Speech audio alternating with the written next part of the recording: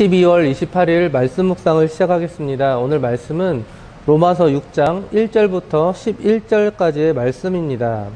율법은 감추어져 있던 이 죄를 드러나게 합니다. 다만 죄를 드러나게 할 뿐이지 우리를 의롭게 하지는 못합니다. 그러나 율법으로 말미암아 우리는 자신의 죄를 선명하게 인식할 수 있게 되고 그 죄가 선명해질수록 하나님의 은혜를 더욱더 구하게 된다는 것이죠. 로마서 5장 20절에도 우리는 이 말씀을 확인할 수 있었습니다. 율법이 들어온 것은 범죄를 더하게 하려 함이라. 그러나 죄가 더한 곳에 은혜가 더욱 넘쳤나니. 그렇다면 궁금한 게 생깁니다. 죄가 드러나면 드러날수록 은혜가 넘치는 것은 분명한데, 그렇다면 은혜를 더욱더 풍성하게 하기 위해서 또다시 죄에 거해야 하는가 하는 질문이죠. 사도 바울도 이런 질문이 있을 것을 미리 알았습니다. 1절입니다. 그런즉 우리가 무슨 말을 하리요? 은혜를 더하게 하려고 죄에 거하겠느냐. 사도 바울은 이처럼 당시에 있을 법한 이 반론들을 예상하면서 이에 대해서 질문을 스스로 하고 또한 스스로 대답하는 형식으로 자신의 논지를 더욱더 분명히 하였던 것 같습니다. 이처럼 오늘 본문에서도 이와 같은 질문이 이어졌어요. 은혜를 더하게 하려고 죄에 거하겠느냐 하는 질문으로 오늘 말씀이 시작되고 있습니다. 그런데 사실 진리를 깨닫지 못하면 이런 질문이 나올 수 있습니다. 죄가 더한 것에 하나님의 은혜가 더욱더 풍성히 임한다면 오히려 죄가 은혜를 촉진하게 되는 것이기에 은혜의 수단으로 죄가 더 필요한 것이 아니냐 할 수 있겠죠. 죄에 거하겠느냐, 여기서 이 죄에 거한다라는 말씀의 뜻을 우리는 분명히 명확하게 하고 넘어가야 됩니다. 이 말씀은 죄와 더불어 산다라는 그런 뜻이에요. 죄와 더불어 살면서 전혀 투정도 하지 않은 그런 상태를 말합니다. 죄를 죄로 여기지 않는 그런 상태를 말합니다. 즉 자기 자신의 욕구를 충족하기 위해서 그리스도를 섬기는 척하는 사람들을 말하는 것이죠. 사랑하는 성도 여러분, 값없는 은혜는 값싼 은혜가 아니라고 말씀을 드렸습니다.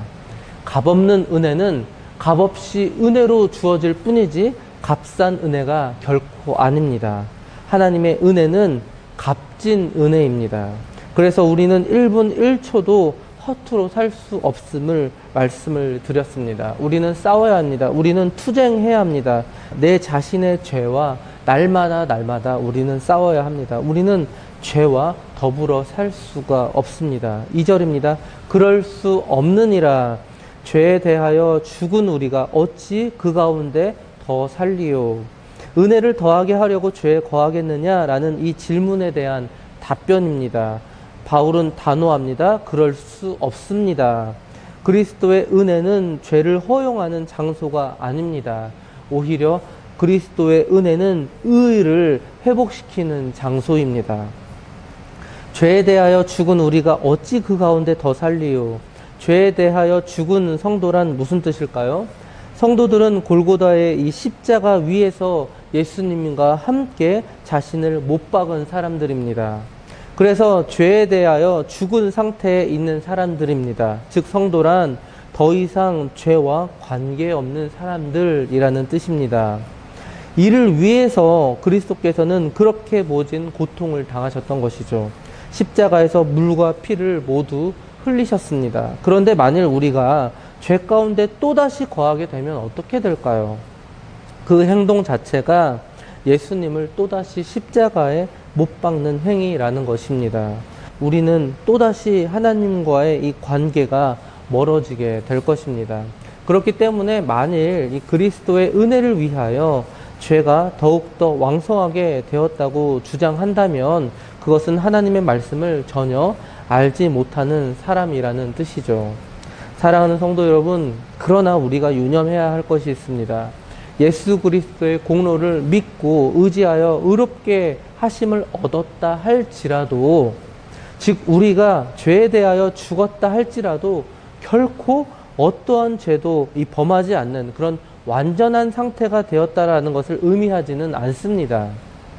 비록 하나님의 이 완전한 의의 상태에 이르렀지만 우리가 단번에 완전한 이 성화의 단계에 이른 것은 아니기 때문입니다. 그래서 우리는 죄에 대하여 죽은 성도일지라도 여전히 날마다 이 하나님을 계속해서 의지하고 성령님의 도우심을 받아서 이 죄와 부단히 싸워야 합니다. 이 싸움은 육신의 이 몸이 죽는 날까지 또는 예수 그리스도께서 다시 오시는 날까지 계속되어야 할 것입니다. 때로는 넘어질 수도 있죠. 또 때로는 방향지시 등을 못 찾아서 헤맬 때도 있을 것입니다. 그러나 우리는 다시 일어나야 합니다. 우리는 다시 목적지를 향해서 나아가야 합니다. 이 성화의 길을 끝까지 포기하지 말아야 합니다. 3절입니다. 무릇 그리스도 예수와 합하여 세례를 받은 우리는 그의 죽으심과 합하여 세례를 받은 줄을 알지 못하느냐. 예수와 합하여 세례를 받은 우리. 2절에서 죄에 대하여 죽은 우리를 다시 설명하는 부분이죠. 성도들의 이 죄에 대한 죽음과 예수 그리스도의 십자가의 이 죽음을 세례와 연결시켰습니다. 예수님과 합하여 이 세례를 받는다라는 것은 그리스도 안에서 옛 자아를 죽이고 정결한 새 생활을 하게 됨을 상징합니다. 이처럼 세례는 일종의 신앙 고백이라고 할 수 있습니다. 그래서 오늘날에도 세례를 받기 전에 충분한 교육과 충분한 이런 신앙 고백이 필요한 이유가 여기에 있다라는 것이죠. 또한 이 세례는 일종의 결혼식과도 같습니다. 예수 그리스도와의 이런 결혼식이죠.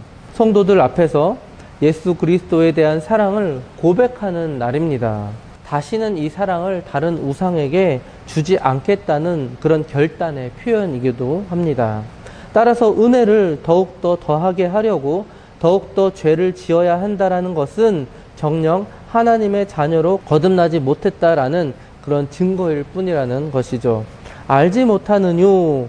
당시 모든 유대인들은 이 세례의 의미를 잘 알고 있었죠.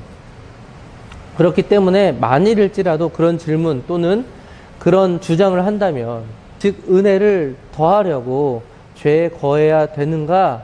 라는 주장을 한다면 말도 안 되는 것임을 이 바울은 다시 한번 강력하게 주장하고 있습니다. 그러나 사실 죄에 대하여 죽었다라는 사실이 매우 어려운 말입니다. 그래서 바울은 이를 보다 자세히 설명하기 위해서 매우 애를 썼습니다. 4절에서도 그런 모습을 확인할 수가 있습니다. 4절입니다. 그러므로 우리가 그의 죽으심과 합하여 세례를 받음으로 그와 함께 장사되었나니 이는 아버지의 영광으로 말미암아 그리스도를 죽은 자 가운데서 살리심과 같이 우리로 또한 새 생명 가운데서 행하게 하려 함이라.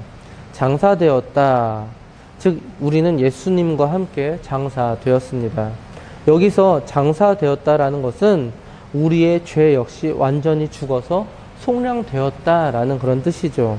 우리의 죽음이 완전히 무덤에 장사되었기 때문에 다시는 죄인으로서의 우리의 신분이 소생할 가능성이 전혀 없어진 것을 말합니다.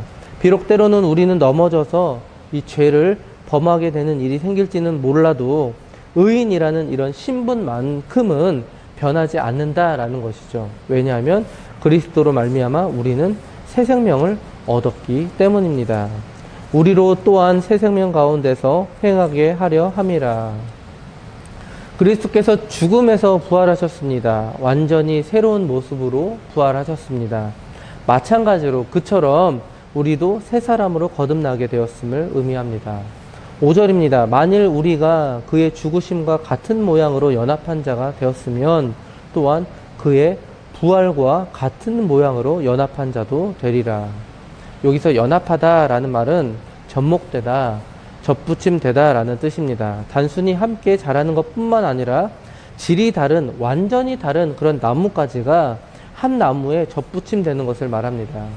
같은 성질로 변화되는 것을 말합니다. 즉 예수 그리스도와 연합한 자는 이 죄에 안주하던 그런 옛 성질이 변화됩니다. 그래서 그리스도의 장성한 분량에까지 자라기를 힘쓰는 자로 변합니다. 그의 부활을 같은 모양으로 연합한 자도 되리라. 앞절 이 4절에서는 이 그리스도를 죽은 자 가운데서 살리심과 같이 우리로 또한이라는 이런 말씀이 있었고, 5절에서는 그의 부활과 같은 모양으로 라는 말씀이 이어집니다. 이 바울은 계속해서 이 예수 그리스도의 부활을 강조하고 있습니다. 즉 예수 그리스도의 이 부활로 인하여 그와 연합함으로 우리도 새로운 생명을 얻음을 강조하기 위함이죠. 마찬가지로 새로운 생명을 얻은 우리는 이제 죽을 수밖에 없었던 이 옛사람과는 함께 할 수 없게 된 것입니다. 6절입니다. 우리가 알거니와 우리의 옛사람이 예수와 함께 십자가에 못 박힌 것은 죄의 몸이 죽어 다시는 우리가 죄에게 종노릇하지 아니하려 함이니. 죄의 몸은 옛사람과 같은 말이죠. 그러한 이 죄의 몸이 예수께서 십자가에 못 박혀 죽으실 때에 우리도 그분과 연합하여서 함께 죽었다라는 것입니다. 또한 이 죽었다라는 말은 3절에서 사용된 이 세례 받았다라는 말과 같은 말이기도 하죠. 결론적으로 예수께서 십자가에서 이 죽임 당하심으로 이 죄의 저주 아래 있었던 우리가 단번에 자유하게 된 것을 말합니다. 다시는 우리가 죄에게 종노릇하지 아니하려 함이니. 그래서 우리는 이 죄의 이 지배하에서 벗어난 자들입니다. 그래서 더 이상 죄에게 종노릇을 하지 않게 된 것입니다. 법적으로 죄의 종이 아니라 이 죄에서 노임받은 자가 된 것입니다. 7절입니다.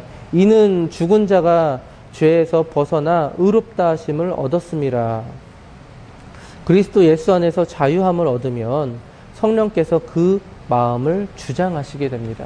그래서 다시는 죄의 종노릇하는 처지로 돌아갈 수 없게 합니다. 그리고 스스로도 하나님의 뜻에 순종하기 위해서 자신을 단속하게 되는 것이죠.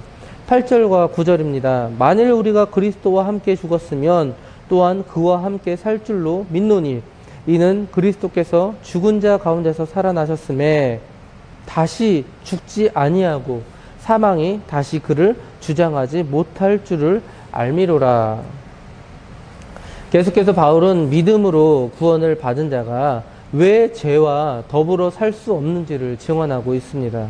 그것은 우리가 예수님과 함께 죽었기 때문입니다. 우리가 예수님과 함께 부활했기 때문입니다. 그래서 다시 죽지 아니하고 사망이 다시 주장하지 못하기 때문입니다. 여기서 다시 뭐뭐하지 아니하다라는 말씀은 결단코 뭐뭐 아니하다라는 말이죠. 절대로 아니다라는 강한 부정어입니다. 예수께서 단 한 번 죽으심으로 하나님께서 택정하신 모든 자들을 위해 대속사역을 온전히 이루셨습니다. 그리고 그 효력은 영원합니다. 그렇기 때문에 우리의 이 죄를 위해서 그분이 또다시 죽으실 필요는 전혀 없다라는 것이죠. 왜냐하면 만약에 예수께서 다시 죽는 일이 발생한다면 그것은 예수님의 이 구속사역이 불충분하고 불완전함을 의미하기 때문입니다. 그렇게 되면 우리의 구원도 확실하지 못한 것이 되고 우리의 믿음도 우리의 소망도 헛것이 되기 때문입니다. 그러나 절대로 그럴 수 없죠. 예수님은 한 번 죽으시고 부활하셨으며 승천하시고 하나님 우편에 앉아 계신다라는 것입니다. 그래서 우리의 구원은 확실히 보장되는 것입니다. 10절입니다. 그가 죽으심은 죄에 대하여 단번에 죽으심이요 그가 살아계심은 하나님께 대하여 살아계심이니. 예수 그리스도의 죽으심은 단번에 죽으심입니다. 구약의 대제사장들은 평생을 반복적으로 제사를 드렸지만 예수 그리스도는 자기의 몸을 제물로 바쳐서 오직 한 번만 드림으로써 이 구약의 제사를 완성하신 것입니다. 마지막 11절입니다. 이와 같이 너희도 너희 자신을 죄에 대하여는 죽은 자요 그리스도 예수 안에서 하나님께 대하여는 살아있는 자로 여길지어다. 10절과 11절에 반복되는 말씀이 있는데요. 그것은 바로 하나님께 대하여입니다. 예수님께서 죽으시고 부활하신 것처럼 우리도 자신을 죄에 대하여 죽고 살아있는 자로 여겨야 한다는 것이죠. 단 무엇에 대하여? 하나님께 대하여라는 것이죠. 하나님께 대하여란 바로 하나님의 영광을 위하여입니다. 예수께서 하나님의 영광을 위하여 십자가에서 죽으시고 부활하신 것처럼 우리도 역시 하나님의 영광을 위하여 온전히 하나님의 말씀에 그 명령에 순종하는 그런 삶을 살아야 한다라는 것입니다. 사랑하는 성도 여러분, 말씀을 이제 정리하겠습니다. 오늘 말씀은 매우 복잡한 것처럼 들렸고 매우 어려운 것처럼 들렸습니다. 하지만 오늘 말씀은 매우 간단합니다. 오늘 말씀은 이렇게 시작했죠. 그런즉 우리가 무슨 말을 하리요? 은혜를 더하게 하려고 죄에 거하겠느냐? 그런데 2절에서 그럴 수 없느니라. 죄에 대하여 죽은 우리가 어찌 그 가운데 더 살리요? 절대로 결단코 그럴 수 없다라는 것입니다. 사랑하는 성도 여러분, 예수 그리스도께서 십자가에 못 박혀 죽으심으로 우리의 옛사람도 죽었으며 예수 그리스도께서 부활하심으로 말미암아 우리도 새로운 생명을 얻게 되었습니다. 그래서 결단코 그럴 수 없다라는 것입니다. 예수 그리스도께서 하나님의 명령을 위하여, 예수 그리스도께서 하나님의 영광을 위하여 부활하신 것처럼 우리도 하나님의 영광을 위하여 날마다 새로워지고 날마다 영적으로 성숙해지는 그런 삶을 살아야 한다는 것입니다. 때로는 넘어질 수도 있습니다. 때로는 포기하고 싶을 때도 있습니다. 때로는 눈물로 주님 죄송합니다 또한 회개하며 살아갈 때도 있습니다. 그러나 하나님의 영광을 위하여 우리는 다시 일어서야 하고 그리고 다시 앞으로 전진해야 할 것입니다. 사랑하는 성도 여러분, 그 여정의 길을 오늘도 승리하면서 한 걸음 한 걸음 주님 앞에 꾸준히 전진하는 그런 삶을 살아가시기 바랍니다. 그런 삶을 오늘 하루 동안 살아가는 저와 우리 장자 가족들 되시기 바랍니다.